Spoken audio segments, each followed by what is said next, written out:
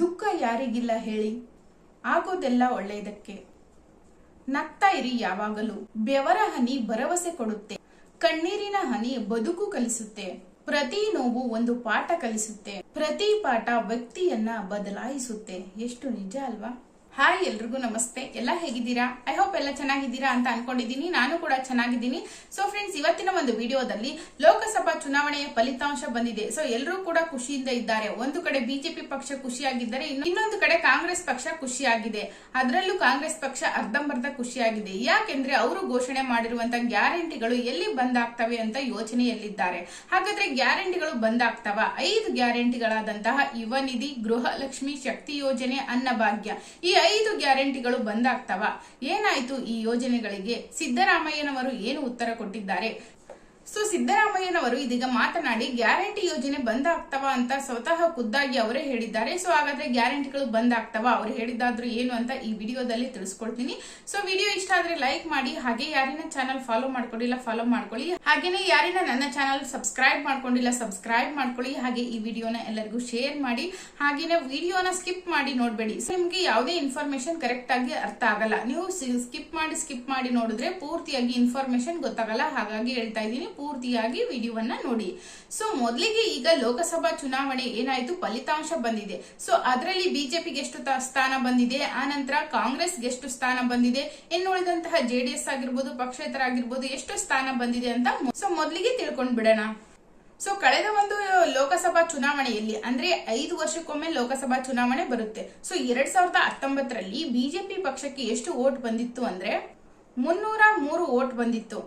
So BJP ಪಕ್ಷಕ್ಕೆ ಕಳೆದ 2019ರಲ್ಲಿ ಲೋಕಸಭಾ ಚುನಾವಣೆಯಲ್ಲಿ ಎಷ್ಟು ಸ್ಥಾನ ಬಂದಿತ್ತು ಅಂದ್ರೆ 303 ಸ್ಥಾನಗಳು ಬಂದಿತ್ತು. ಸೊ 2019ರಲ್ಲಿ ಕಾಂಗ್ರೆಸ್ ಪಕ್ಷಕ್ಕೆ ಎಷ್ಟು ಸ್ಥಾನ ಬಂದಿತ್ತು ಅಂದ್ರೆ 52 ಸ್ಥಾನಗಳು ಬಂದಿತ್ತು. ಸೊ ಹಾಗಾಗಿ ಬಿಜೆಪಿ ಪಕ್ಷ ಏನಾಗಿತ್ತು ಅಂದ್ರೆ ಸ್ವತಂತ್ರವಾಗಿ ಒಂದು ಮೋದಿ ಅವರು ಒಂದು ಪ್ರಧಾನಮಂತ್ರಿ ಆಗಿದ್ರು. ಅಂದ್ರೆ ಯಾವುದೇ ಮೈತ್ರಿಕೂಟ ಆಗಿರ್ಬೋದು ಅಥವಾ ಬೇರೆ ಪಕ್ಷದಿಂದ ಸ್ಥಾನವನ್ನ ತೆಗೆದುಕೊಂಡು ಅವರು ಒಂದು ಪ್ರಧಾನಮಂತ್ರಿ ಆಗಿರ್ಲಿಲ್ಲ. ಸ್ವತಂತ್ರವಾಗಿ ಅವರೇ ಗೆದ್ದು ಬಂದು ಪ್ರಧಾನಮಂತ್ರಿ ಆಗಿದ್ರು. ಸೊ ಈಗ ಕಳೆದ ಅಂದ್ರೆ ಈ ವರ್ಷದಲ್ಲಿ 2024 ಲೋಕಸಭಾ ಚುನಾವಣೆಯಲ್ಲಿ ಎಷ್ಟು ಸ್ಥಾನ ಬಂದಿದೆ ಬಿಜೆಪಿಗೆ, ಹಾಗೆ ಕಾಂಗ್ರೆಸ್ಗೆ ಎಷ್ಟು ಬಂದಿದೆ ಅಂದ್ರೆ ಮೊದಲನೇದಾಗಿ ಬಿಜೆಪಿ ಪಕ್ಷಕ್ಕೆ 240 ಸ್ಥಾನಗಳು ಬಂದಿದೆ. ಸೊ ಹಾಗೇನೆ ಕಾಂಗ್ರೆಸ್ ಪಕ್ಷಕ್ಕೆ 99 ಅಂದ್ರೆ 99 ಸ್ಥಾನ ಬಂದಿದೆ. ಸೊ ಇದರಲ್ಲಿ ಕೇಳೋದಾದ್ರೆ ಲೋಕಸಭಾ ಚುನಾವಣೆ ಗೆಲ್ಬೇಕು, ಸ್ವತಂತ್ರವಾಗಿ ಗೆಲ್ಬೇಕು ಅಂದ್ರೆ ಎಷ್ಟು ಸ್ಥಾನ ಬರಬೇಕು ಅಂತ ನೀವು ಕೇಳೋದಾದ್ರೆ 272 ಸ್ಥಾನ ಬರಬೇಕು. ಈಗ ಬಿಜೆಪಿ ಪಕ್ಷ ಆಗಿರ್ಬೋದು ಅಥವಾ ಕಾಂಗ್ರೆಸ್ ಪಕ್ಷ ಆಗಿರ್ಬೋದು, ಯಾವ್ದಾದ್ರೂ ಸ್ಥಾನಕ್ಕೆ ಆಗ್ಲಿ 272 ಸ್ಥಾನಗಳು ಬಂತು ಅಂದ್ರೆ ಅವರು ಸ್ವತಂತ್ರವಾಗಿ ಗೆದ್ದಂಗೆ. ಈಗ 240 ಸ್ಥಾನ ಬಿಜೆಪಿಗೆ ಬಂದಿದೆ, ಮತ್ತೆ 99 ಸ್ಥಾನ ಏನಾಗಿದೆ ಒಂದು ಕಾಂಗ್ರೆಸ್ಗೆ ಬಂದಿದೆ. ಈಗ ನಾವು ಕೇಳೋದಾದ್ರೆ 240 ಬಿಜೆಪಿಗೂ ಬಂದ್ರು, ಯಾಕೆ ಇವ್ರು ವಿನ್ ಅಂತ ಹೇಳ್ತಾ ಇದ್ದಾರೆ? ಹಾಗೆ ಅಂದ್ರೆ ಕಾಂಗ್ರೆಸ್ ಪಕ್ಷ ಯಾಕೆ ಸೋಲುತ್ತೆ? ಸೋಲೋದಾದ್ರೆ ಇಬ್ರು ಸೋಲ್ಬೇಕಲ್ವಾ? ಇಬ್ಬರದು ಬಂದಿಲ್ಲ ಅಲ್ವಾ 272 ಸ್ಥಾನ ಅಂತ ನೀವು ಕೇಳೋದಾದ್ರೆ. ಹಾಗಾದ್ರೆ ಎಲ್ಲಾ ನ್ಯೂಸ್ ಗಳಲ್ಲೂ ಹಾಕ್ತಾ ಇದ್ದಾರೆ ಬಿಜೆಪಿ ಗೆದ್ದಿದ್ದಾರೆ ಅಂತ ನೀವು ಕೇಳೋದಾದ್ರೆ ಹೌದು, ಅದು ನಿಜಾನೇ. ಆದ್ರೆ 240 ಸ್ಥಾನ ಬಂದಿದೆಯಲ್ವಾ, ಇವ್ರು ಏನ್ ಮಾಡಿದ್ದಾರೆ ಅಂದ್ರೆ ಬೇರೆ ಒಂದು ಪಕ್ಷ, ಜೆಡಿಎಸ್ ಪಕ್ಷ ಆಗಿರ್ಬೋದು ಅಥವಾ ಯಾವುದೋ ಒಂದು ಪಕ್ಷಕ್ಕೆ ಇವ್ರು ಏನ್ ಮಾಡಿದ್ದಾರೆ, ಟೈಅಪ್ ಆಗಿದ್ದಾರೆ. ಟೈಅಪ್ ಅಂದ್ರೆ ಏನ್ ಮಾಡಿರ್ತಾರೆ ಅಂದ್ರೆ ಮೈತ್ರಿ ಸರ್ಕಾರ ಮಾಡ್ತೀವಿ, ನಿಮ್ಗೆ ಇಂತಿಷ್ಟು ಸೀಟ್ಗಳನ್ನ ಅಂದ್ರೆ MLA ಸೀಟ್ಗಳನ್ನ ನಾವು ಕೊಡ್ತೀವಿ, ನಮ್ಮ ಪಕ್ಷಕ್ಕೆ ಬನ್ನಿ ಅಂತ ಅವ್ರಿಗೆ ಕೇಳ್ಕೊಂಡಿರ್ತಾರೆ. ಸೊ ಹಾಗಾಗಿ ಅವರು ಬಂದಿರೋದ್ರಿಂದ ಇವ್ರಿಗೆ ಏನಾಗುತ್ತೆ ಅಂದ್ರೆ ಇಲ್ಲಿ 293 ಸ್ಥಾನ ಇವಾಗ ಬಿಜೆಪಿಗಿದೆ. ಸದ್ಯ ಏನಾಗಿದೆ ಅಂದ್ರೆ ಟೈಅಪ್ ಆಗಿರೋದ್ರಿಂದ 293 ಸ್ಥಾನ ಆಗಿದೆ. ಅದಕ್ಕಾಗಿ ಬಿಜೆಪಿ ಪಕ್ಷ ವಿನ್ ಆಗಿದೆ ಅಂತ ಹೇಳಲಾಗ್ತಿದೆ. ಅದೇ ರೀತಿ 53 ಸ್ಥಾನ ಏನಾಗಿದೆ ಅಂದ್ರೆ ಬೇರೆ ಪಕ್ಷದಿಂದ ಒಂದು ಬಂದಿದೆ ಸೀಟ್ಗಳು ಬಂದಿರೋದ್ರಿಂದ ಇವ್ರಿಗೆ ಏನಾಗಿದೆ ಅಂದ್ರೆ ಇವರು ವಿನ್ ಅಂತ ಹೇಳಿದ್ದಾರೆ. ಅದೇ ರೀತಿ ಈಗ ಕಾಂಗ್ರೆಸ್ ಪಕ್ಷಕ್ಕೆ ಯಾರು ಕೂಡ ಸೇರ್ಕೊಂಡಿಲ್ಲ. ಅದೇ ರೀತಿ ನೀವು ಕಾಂಗ್ರೆಸ್ ಪಕ್ಷಕ್ಕೆ ಏನಾದ್ರೂ ಇವರು ಇಲ್ಲಿ ಈ ಪಕ್ಷಕ್ಕೆ ಬರೋ ಬದ್ಲಿ ಅಲ್ಲಿ ಸೇರ್ಕೊಂಡಿದ್ರೆ ರಾಹುಲ್ ಗಾಂಧಿ ಅವರೇ ಮತ್ತೆ ಪ್ರಧಾನಮಂತ್ರಿ ಆಗ್ತಿದ್ರು ಅಂತ ಹೇಳಲಾಗ್ತಿದೆ. ಸೊ ಅದೇ ರೀತಿ ಇವಾಗ ಏನಾಗ್ತಿದೆ ಅಂದ್ರೆ ಈಗ ಬಿಜೆಪಿ ಗೆದ್ದಿರೋದ್ರಿಂದ ಮೋದಿ ಅವರೇ ಮತ್ತೆ ಒಂದು ಪ್ರಮಾಣ ವಚನವನ್ನ ಇದೇ 8ನೇ ತಾರೀಕು, ಜೂನ್ 8ನೇ ತಾರೀಕು ಪ್ರಮಾಣ ವಚನವನ್ನ ಸ್ವೀಕಾರ ಮಾಡ್ತಾರೆ ಅಂತ ಕೂಡ ಹೇಳಲಾಗ್ತಿದೆ. ಸೊ ಅದೇ ರೀತಿ ಇನ್ನ ಗ್ಯಾರಂಟಿ ಯೋಜನೆಗಳಿಗೆ ಬರೋದಾದ್ರೆ ಲೋಕಸಭಾ ಚುನಾವಣೆ ಹತ್ರ ಬರಕ್ಕಿಂತ ಮುಂಚೆ ಸಿದ್ದರಾಮಯ್ಯ ಅವರಾಗಿರ್ಬೋದು ಆಗಿರ್ಬೋದು ಅಥವಾ ಕಾಂಗ್ರೆಸ್ ಪಕ್ಷದವರು ನಾಯಕರು ಮಾತಾಡಿರೋ ರೀತಿ ಏನಪ್ಪಾ ಅಂದ್ರೆ ಒಂದು ಕೇಂದ್ರದಲ್ಲೂ ನಮ್ಮ ಒಂದು ಪಕ್ಷ ಬಂತು ಅಂದ್ರೆ ನಿಮ್ಗೆ ಹೆಚ್ಚಿನ ಒಂದು ನಾವು ಗ್ಯಾರಂಟಿಗಳನ್ನ ಘೋಷಣೆ ಮಾಡ್ತೀವಿ, ಈ ಗ್ಯಾರಂಟಿಗಳು ಕೂಡ ಬಂದ್ ಆಗ್ಬೋದು ಅನ್ನೋ ಒಂದು ಪೆಂಡಿಂಗ್ ಅಲ್ಲಿ ಇಟ್ಟಿದ್ರು. ಯಾವುದೇ ಒಂದು ಕಡಾಖಂಡಿತವಾಗಿ ನಿರ್ಧಾರವನ್ನ ಹೇಳಿದ್ದಿಲ್ಲ, ಆಗ್ಬೋದು ಆಗ್ಲಿಕ್ಕಿಲ್ಲ ಅನ್ನೋ ಒಂದು ಆಪ್ಷನ್ ಇಟ್ಟಿದ್ರು. ಸೊ ಅದೇ ರೀತಿ ಈಗ ಏನಾಗಿದೆ ಅಂದ್ರೆ ಕಾಂಗ್ರೆಸ್ ಪಕ್ಷ ಸೋತಿದೆ, ಈಗ ಗ್ಯಾರಂಟಿಗಳ ಮೇಲೆ ಹೊಡೆತ ಬೀಳುತ್ತೆ ಅಂತ ಹೇಳ್ತಿದ್ದಾರೆ. ಸೊ ಅದೇ ರೀತಿ ಸಿದ್ದರಾಮಯ್ಯನವರು ಅಂದ್ರೆ ಸಿಎಂ ಸಿದ್ದರಾಮಯ್ಯನವರು ಏನ್ ಹೇಳಿದ್ದಾರಪ್ಪ, ಗ್ಯಾರಂಟಿ ನಿಲ್ಲುತ್ತಾ ಅಂತ ನೀವು ಕೇಳೋದಾದ್ರೆ ಖಂಡಿತ ನಿಲ್ಲಲ್ಲ. ಯಾಕಂದ್ರೆ ಅವರೇ ಖುದ್ದಾಗಿ ಹೇಳಿದ್ದಾರೆ, ಕ್ಲಾರಿಫಿಕೇಶನ್ ಕೂಡ ಕೊಟ್ಟಿದ್ದಾರೆ.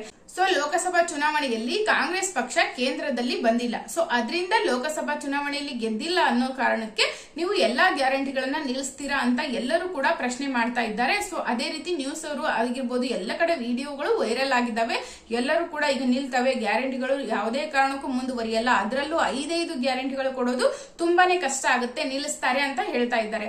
ಸೊ ಅದೇ ರೀತಿ ಎಲ್ಲವನ್ನ ನೋಡಿದಂತಹ ಸಿದ್ದರಾಮಯ್ಯನವರು ಇವಾಗ ಏನ್ ಹೇಳಿದ್ದಾರೆ ಅಂದ್ರೆ ಯಾವುದೇ ಕಾರಣಕ್ಕೂ ನಿಲ್ಲಲ್ಲ, ನೀವು ಯಾವುದೇ ವರಿ ಮಾಡ್ಕೊಳ್ಬೇಡಿ, ನಾವು ಗೃಹಲಕ್ಷ್ಮಿ ಆಗಿರ್ಬೋದು, ಅನ್ನಭಾಗ್ಯ ಆಗಿರ್ಬೋದು, ಯುವ ನಿಧಿ ಆಗಿರ್ಬೋದು, ಹಾಗೇನೆ ಶಕ್ತಿ ಯೋಜನೆ ಫ್ರೀ ಬಸ್, ಮಹಿಳೆಯರಿಗೆ ಫ್ರೀ ಬಸ್ ಆಗಿರ್ಬೋದು, ಯಾವುದನ್ನು ನಾವು ನಿಲ್ಸಲ್ಲ.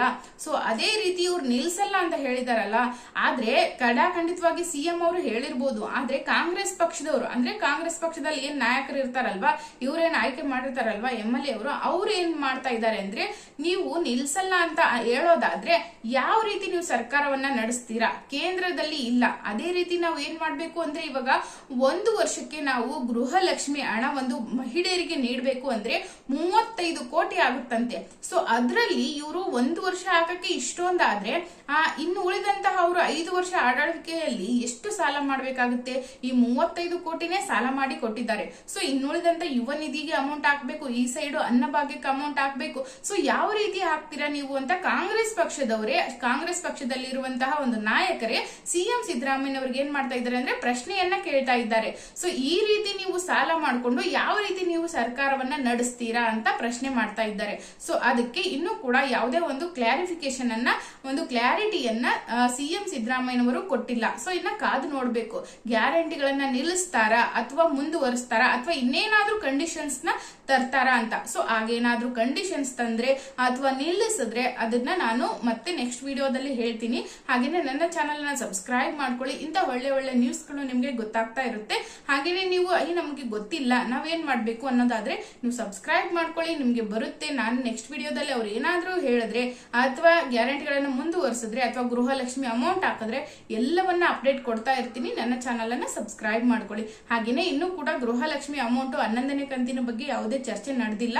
ಅದೇ ರೀತಿ ಏನಾದ್ರೂ ಚರ್ಚೆ ನಡೆದ್ರೆ ಅಥವಾ ಏನಾದ್ರೂ ಅಪ್ಡೇಟ್ ಕೊಟ್ರೆ ಅದನ್ನು ಕೂಡ ನಾನು ಮುಂದಿನ ವಿಡಿಯೋದಲ್ಲಿ ತಿಳಿಸ್ತೀನಿ. ಹಾಗೇನೆ ಗೃಹಲಕ್ಷ್ಮಿ ಯೋಜನೆಯನ್ನಾಗಿರ್ಬೋದು, ಯುವ ನಿಧಿ ಯೋಜನೆ ಆಗಿರ್ಬೋದು ಅಥವಾ 5 ಗ್ಯಾರಂಟಿಗಳನ್ನ ನಾವು ಸದ್ಯಕ್ಕೆ ಸ್ಟಾಪ್ ಮಾಡಲ್ಲ ಅಂತ ಹೇಳಿದ್ದಾರೆ. ಅದು ಇನ್ನೂ ಕ್ಲಾರಿಟಿ ಕೊಟ್ಟಿಲ್ಲ, ಇನ್ನು ಪೆಂಡಿಂಗ್ ಅಲ್ಲಿ ಇದೆ. ಸೊ ಅದನ್ನ ಏನ್ ಮಾಡ್ತಾರೆ ಅಂದ್ರೆ ಇನ್ನು ಕಳೆದಂತ ಈಗ ಪ್ರಮಾಣ ವಚನ ಮೋದಿ ಅವರು ಸ್ವೀಕಾರ ಮಾಡಬೇಕು, ಅದಾದ್ಮೇಲೆ ಇವರು ಚರ್ಚೆ ನಡೆಸಬೇಕು. ಸೊ ಇವೆಲ್ಲ ಗ್ಯಾರಂಟಿಗಳನ್ನ ಅವ್ರ ಮುಂದೆ ಇಡ್ತಾರೆ. ಸೊ ಇದಕ್ಕೆ ಇಷ್ಟು ಖರ್ಚಾಗುತ್ತೆ ಅನ್ನೋದನ್ನ ಅವರೆಲ್ಲ ಡೀಟೇಲ್ಸ್ ಆಗಿ ಕೊಡ್ಬೇಕು. ಸೊ ಅವಾಗ ಕೇಂದ್ರ ಸರ್ಕಾರ ಆಗಿರ್ಬೋದು, ರಾಜ್ಯ ಸರ್ಕಾರ ಆಗಿರ್ಬೋದು, ಎರಡೂ ಸರ್ಕಾರ ಒಂದು ತೀರ್ಮಾನ ತೆಗೆದುಕೊಂಡು ಯಾವ ರೀತಿ ಒಂದು ಕಂಡೀಷನ್ಸ್ ಹಾಕ್ತಾರೋ ಅನ್ನೋದನ್ನ ನಾವು ಕಾದು ನೋಡ್ಬೇಕಿದೆ. ಸೊ ಹಾಗೇನೆ ನಿಮ್ಮ ಪ್ರಕಾರ ಏನ್ ಅನ್ಸುತ್ತೆ, ಒಂದು ಗ್ಯಾರಂಟಿಗಳನ್ನ ನಿಲ್ಲಿಸ್ತಾರಾ ಅಥವಾ ಮುಂದುವರಿಸ್ತಾರಾ, ಅಥವಾ ನಿಮ್ಮ ಪ್ರಕಾರ ಮುಂದುವರಿಸಬೇಕಾ ಅಥವಾ ನಿಲ್ಲಿಸಬೇಕಾ, ತಪ್ಪದೆ ಕಾಮೆಂಟ್ ಮಾಡಿ. ಹಾಗೆ ಸಿಗ್ತೀನಿ ಮತ್ತೆ ಒಂದು ಹೊಸ ಅಪ್ಡೇಟ್ ನೊಂದಿಗೆ ಮುಂದಿನ ವಿಡಿಯೋದಲ್ಲಿ. ಅಲ್ಲಿವರೆಗೂ ಎಲ್ಲರಿಗೂ ನಮಸ್ತೆ.